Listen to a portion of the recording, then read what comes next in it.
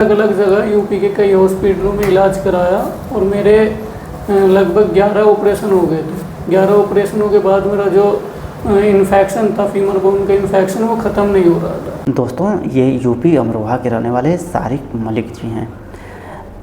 2 साल पहले इनको फीमर बोन में फ्रैक्चर हुआ था और कई जगह कई हॉस्पिटलों में इलाज कराने के बाद भी ये अभी तक सही नहीं हुए थे। इनको इन्फेक्शन हो गया था। ओपन फ्रैक्चर था। ओपन फ्रैक्चर में जो इन्फेक्शन के चांस बढ़ जाते हैं, तो इसमें इन्फेक्शन हो गया था। इन्फेक्शन के बाद मैंने सब में पहले जो अपना इलाज कराया वो मेरठ कराया। वो मेरठ में मेरे लगभग 3-4 ऑपरेशन हुए, लेकिन उसके बाद इन्फेक्शन ख़त्म नहीं हुआ। फिर मैं अपने यहाँ मुरादाबाद चला गया था।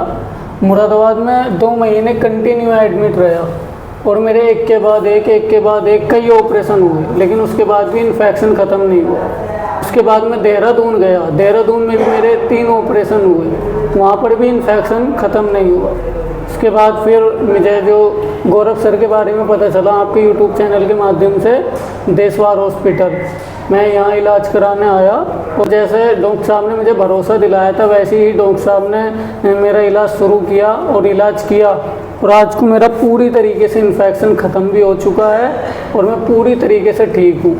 इनके इलाज के बारे में आगे की बात डॉक्टर गौरव सर बता रहे हैं, तो चलिए देखते हैं। इसमें फीमर में इन्फेक्टेड नॉन यूनियन हुआ था। फीमर में इन्फेक्टेड नॉन यूनियन किस तरह से समझेंगे आप कि भाई जांघ की हड्डी में घाव हुए, इन्फेक्शन बन गया।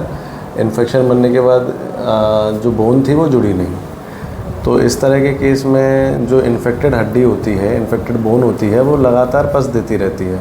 उसमें कितना भी अपन एंटीबायोटिक लें, कितना भी घाव सुखाने की दवाई लें, कितना भी घाव की पट्टी कराएं या घाव की सफाई वाले ऑपरेशन करा लें, जब तक वो सही नहीं होगा, जब तक वो इन्फेक्टेड जो बोन है, डेड बोन है, जो सिक्वेस्ट्रम है, वो शरीर से बाहर निकलेगा नहीं जब तक वो इन्फेक्शन सही नहीं होगा। तो ऐसा ही केस इनका रहा। इन्होंने काफ़ी मशक्क़त करी, काफ़ी इलाज लिए, काफ़ी नुस्खे आजमाए, पर इनका इलाज, घाव इनका नहीं सूखा। 2 साल का अंतराल बीत गया। हड्डी घाव में से दिखती रहती थी, हड्डी का इन्फेक्शन घाव में से दिखता रहता था, पस निकलता रहता था।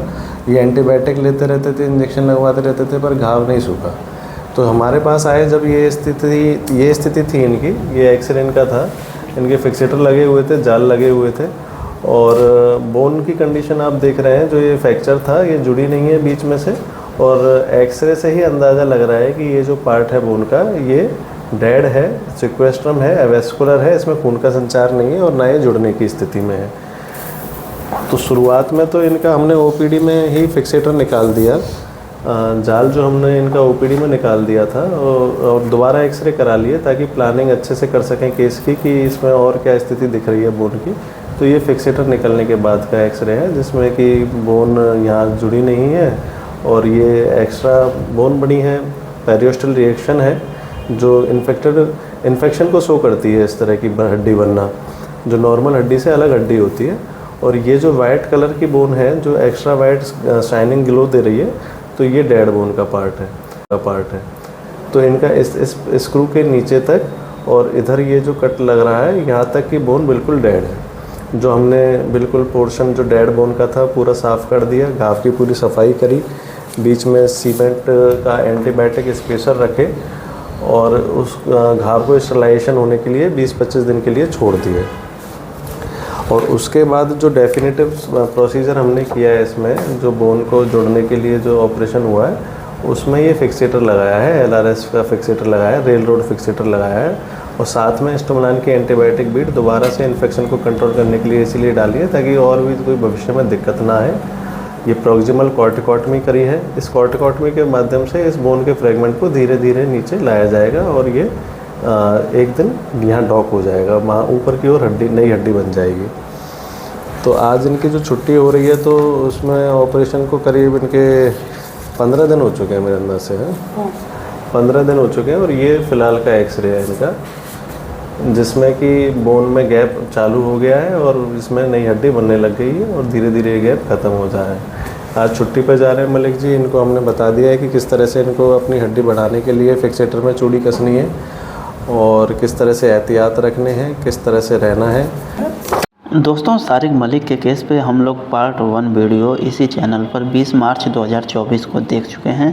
दोस्तों, अगर आप भी हड्डियों की किसी समस्या से परेशान हैं, सही नहीं हो पा रहे हैं, फ्रैक्चर हो गया है, इन्फेक्शन हो गया है, और आपको लग रहा है कि आपको कहीं और इलाज कराने की ज़रूरत है, किसी और डॉक्टर से विचार विमर्श की ज़रूरत है, तो आप हमसे संपर्क कर सकते हैं। हमारा व्हाट्सएप नंबर है 9305 26 4009 9305264009। ठीक है दोस्तों, चलिए फिर कुछ और बातों के साथ मिलते हैं अगली वीडियो में। नमस्कार, जय हिंद।